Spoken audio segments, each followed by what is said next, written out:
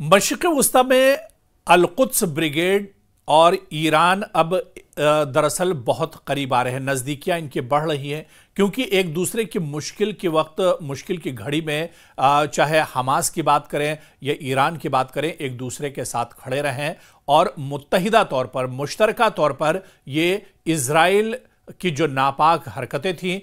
उसके खिलाफ आवाज़ बुलंद करते रहें। एक बार फिर से हमास का जो सिक्योरिटी विंग है अल-कुद्स ब्रिगेड, उसने कहा है कि हम इस्लामी जमहूरिया ईरान की हिमायत की कद्र करते हैं और कब्जे के खात्मे तक ये मज़ाहमत लगातार जारी रहेगी। यानी हमास की तरफ से बहुत बड़ा बयान आया है। हमास ने एक बार फिर से ईरान का शुक्रिया अदा किया है और हमास ने यह भी जाहिर किया है कि खित्ते में जब तक यह जंग जारी रहेगी, जब तक वो ईरान के साथ एक तरह से खड़े रहेंगे और मज़ाहमत करते रहेंगे, यानी मैदान में डटे रहेंगे। हमास जिसका यह दावा किया जा रहा था और इजराइल ने जिस तरह से दावा किया था, और हमने अपनी बहुत सी रिपोर्ट में भी आपको बताया कि हमास दरअसल एक बहुत छोटा सा ग्रुप है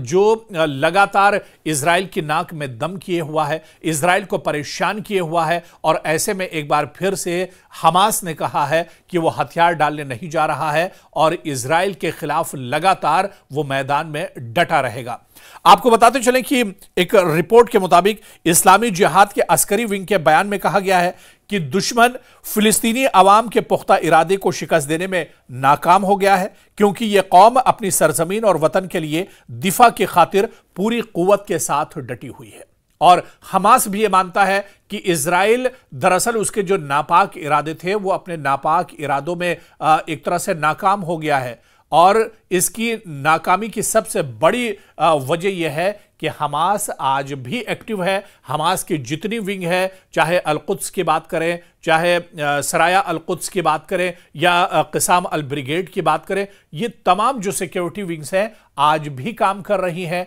और आज भी गजा के अंदर ये मौजूद हैं। लेकिन पिछले 2 सालों में जो बड़े बड़े दावे इजराइल की तरफ से किए जा रहे थे, जो बड़ी बड़ी बातें अमेरिका की तरफ से की जा रही थी, हमास को खत्म करने और नेस्तनाबूद करने की जो बातें हो रही थी, दरअसल उनकी पोल अब खुल चुकी है। और अब हमास खुलकर यह कह रहा है, जिहाद इस्लामी जो है वो अब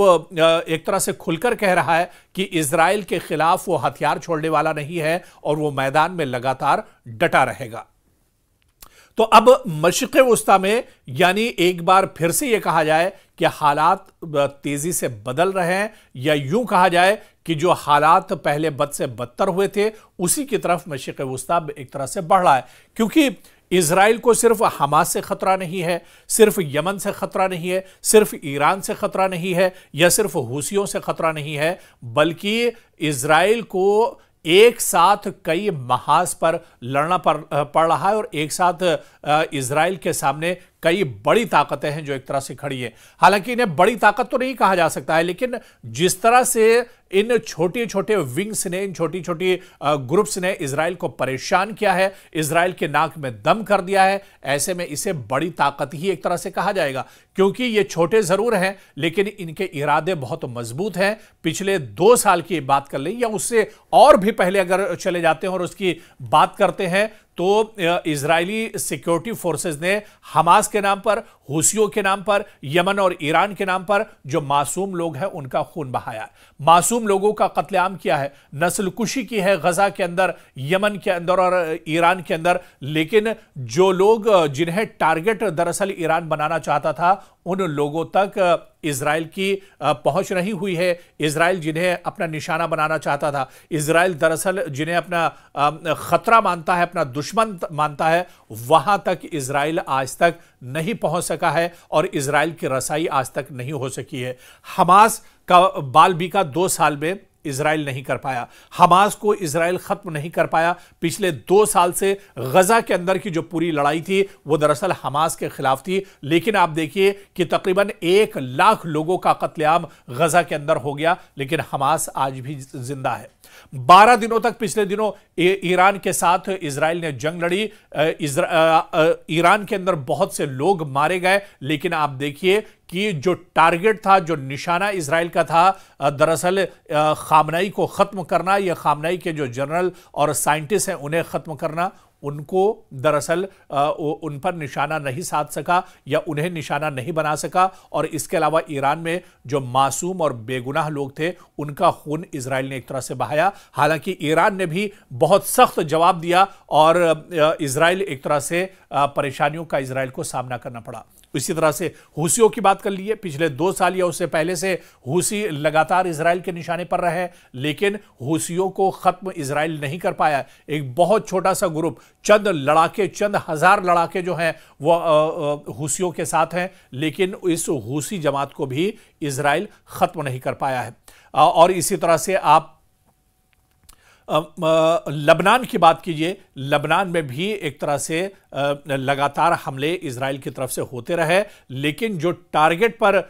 यहां पर जो लोग हैं, जो ग्रुप हैं, उनका आज तक इजराइल कुछ नहीं बिगाड़ पाया है। यानी कुल मिलाकर अगर देखा जाए तो मशरिक़ वुस्ता की लड़ाई जो टारगेट इजराइल का है, और इजराइल जिस चीज को दरअसल बताता है कि हमास और हूसी और ईरान और लबनान को खत्म करने के लिए वो ये लड़ाई लड़ रहा है, लेकिन उनका नुकसान तो पिछले कई सालों की इस लड़ाई में कुछ भी नहीं हुआ है। इस लड़ाई में सिर्फ और सिर्फ मासूम लोग मारे गए हैं। इस लड़ाई में वो लोग मारे गए हैं जिनका ना तो हमास से कोई लेना देना है और ना ही हूसियों से कोई लेना देना है, बल्कि वो लोग जो पीसफुल तरीके से अपने मुल्क में रहना चाहते हैं, अपने इलाकों में रहना चाहते हैं, जो लोग ये चाहते हैं कि उनके लिए अच्छी तालीम और एजुकेशन होनी चाहिए, उनके यहाँ अच्छे अस्पताल होने चाहिए, अच्छी रिहाइश होनी चाहिए। दरअसल ऐसे ही मासूम लोग इजराइल के निशाने पर रहे और इजराइल की तरफ से ऐसे ही लोगों पर तशद्दुद और जुल्म किया गया है। वरना जो सिक्योरिटी फोर्सेस की जो विंग है, चाहे हमास की बात करें, चाहे